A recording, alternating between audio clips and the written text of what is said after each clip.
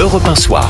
19h, 21h, Pierre de Villeneuve. 20h46, quittons l'Iran, quittons Israël. De toute façon, la situation bouge tellement vite que demain sera un autre jour, comme dirait l'autre. Et parlons de ce conclave que vient de mentionner effectivement Maël Hassani dans son flash. Conclave qui a de la peine à se clore, alors que on sait que c'est une montagne qui va accoucher d'une souris, Gilles Boutin, d'une certaine manière. Oui, parce qu'il faut rappeler que c'est une manœuvre de ce qu'on qualifierait de politique politicienne. Ça n'a servi de com qui a servi à la fois à François Bayrou pour éviter la censure, faire passer son budget et survivre, qui a servi au Parti socialiste d'Olivier Faure à se montrer responsable et à ne pas endosser la responsabilité d'une nouvelle chute de gouvernement.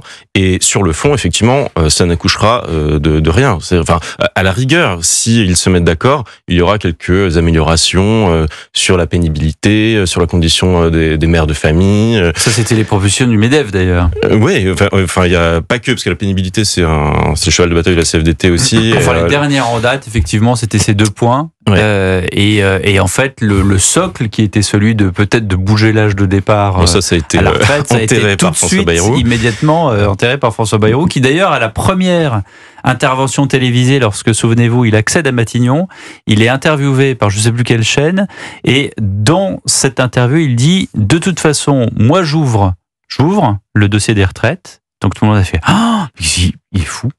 Et il a dit à la fin, mais si on n'arrive pas à trouver une solution, on reviendra au système d'avant. Et c'est exactement ce qui est en train de se passer. Oui, on revient au système d'avant. C'est-à-dire que rien ne bouge, même s'il y a un accord. Tout le monde, en fait, on en fait quelque chose d'excessif tout simplement au niveau médiatique. On attend d'avoir un accord, mais quel accord? Effectivement, il n'y aura pas grand-chose. Oui. Et en plus de ça, ça n'engagera pas les partis à renouveler leur bienveillance au gouvernement, puisque, encore une fois, les socialistes, qu'est-ce qui les oblige à ne pas voter la censure lors du prochain budget? Ça. Alexandre Malafa, il faut que rien ne change il faut que tout change pour que rien ne change. Il faudrait que beaucoup de choses changent parce que on paye quand même très très cher la façon dont Emmanuel Macron a conduit la précédente réforme des retraites. C'est-à-dire, si on avait réussi à avoir un accord qui aurait au moins fait consensus sur quelques-uns des points qui aujourd'hui sont toujours contestés, on n'en serait plus là. On serait en train de réformer les retraites parce que de toute façon, il faut les réformer en permanence. Le système étant à bout de souffle depuis 30 ans.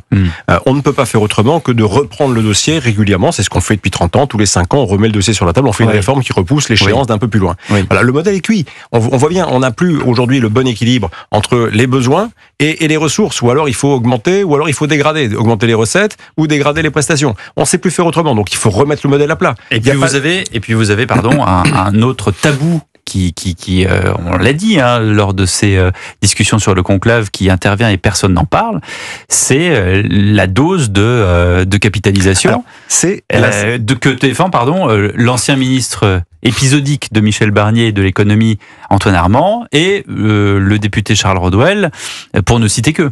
Alors ça, c'est en effet un des éléments très positifs de ce conclave, parce que malgré tout, pendant les conclaves, pendant ce type de séquence, les partenaires sociaux ont un avantage, ils se connaissent bien, ils travaillent, ils discutent. Voilà, c'est pas la foire d'empoigne de l'Assemblée nationale, on a affaire à des professionnels, ils connaissent bien leur sujet. Parce que ceux qui n'étaient pas contents sont sortis du conclave immédiatement. Oui, parce qu'ils voulaient faire de la politique politicienne, donc quelque part, faire de l'agitation, ça servait à rien. Voilà, eux, ils avaient une position de principe qui était de ne pas négocier, parce que c'est ça ou rien, donc ils sont sortis. Les autres connaissent bien leur dossier, donc c'est un vrai processus, les syndicats sont beaucoup plus compétents, je dirais, quand ils sont autour de la table, que la plupart des parlementaires, malheureusement. Donc ils mènent des négociations, ils ont des équipes autour d'elles, et en effet, il y a un certain nombre de points techniques qui ont progressé. Il y a des états d'esprit qui ont bougé, et en effet, ça, c'est pas un point négligeable. Alors même si ça repousse à plus tard l'acquisition de ce type de dispositif, en effet, par capitalisation, comme on le dit depuis, là encore, si on l'avait fait depuis 30 ans, on aurait nos propres fonds de pension, et ce serait pas les Américains qui feraient leur marché boursier chez nous, et on n'aurait pas la moitié du CAC 40 détenu par les Américains aujourd'hui en France. C'est pas une autre histoire, c'est une histoire malheureuse.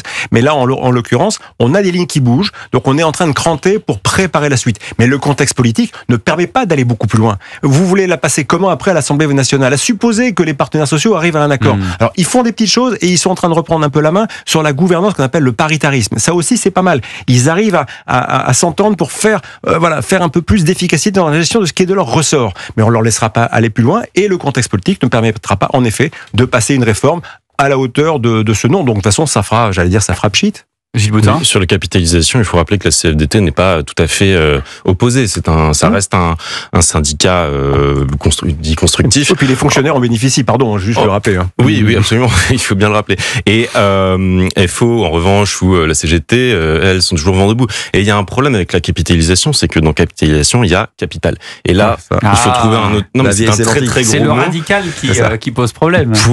Pour beaucoup de partis et de syndicats. Donc déjà, si vous voulez réussir à instiller la capitalisation, il faut changer le mot. C'est-à-dire qu'il faut trouver un nouveau concept et le vendre différemment. Parce que autrement, je suis pour ma part extrêmement sceptique sur la capacité du gouvernement, surtout comme vous venez de le rappeler, Alexandre, dans une telle instabilité politique, de faire passer une telle réforme. Alors, attendons 2027, peut-être que ça sera remis sur la table dans les programmes, mais comme on le dit d'ailleurs sur à peu près l'ensemble de toutes les grandes questions, c'est-à-dire que tout le monde dit il va falloir attendre 2027 parce que pour l'instant on ne peut rien faire. On peut rafistoler. Cependant, sur cette idée-là, je pense que les forces d'inertie et surtout d'opposition sont encore beaucoup trop fortes.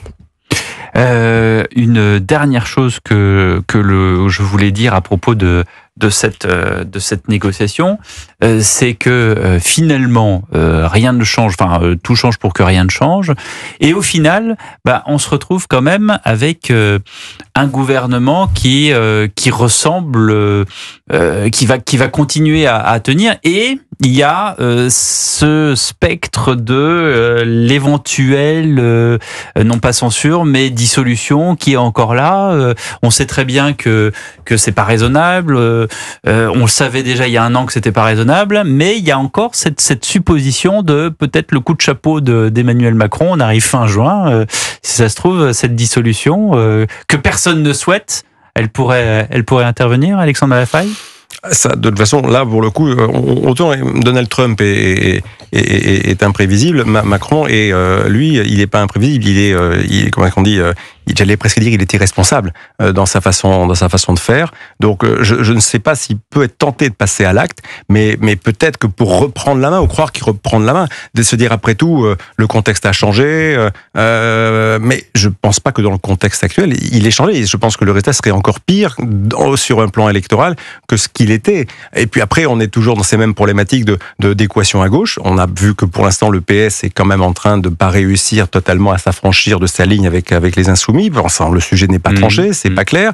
Et aujourd'hui, la vague électorale va pas donner moins de voix au Assemblée nationale. Alors certes, la droite a peut-être repris un peu de vigueur avec Bruno Retailleau, mais je vois pas comment le centre et autour de qui se refait la cerise, pardon pour l'expression, dans le contexte actuel. Donc voilà, mais en même temps, l'année dernière, à la même époque, c'était pas beaucoup plus favorable, et il l'a fait. Et il l'a fait. Et même les plus grands de ce pays l'ont appelé pour lui dire surtout ne faites pas ça. Gilles Boutin, comment est-ce que vous voyez les choses? Emmanuel Macron est déterminé à rester jusqu'en 2027, ça il l'a dit et je pense qu'il le fera.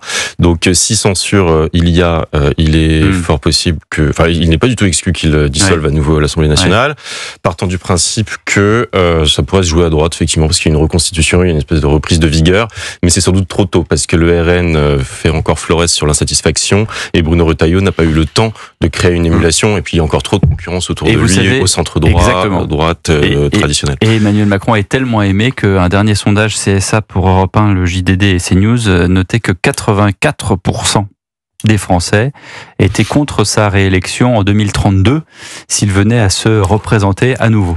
C'est aujourd'hui, Pierre. Vous savez que les Français de ce côté-là sont capables de nous réserver bien des surprises. C'est pas faux. Merci beaucoup.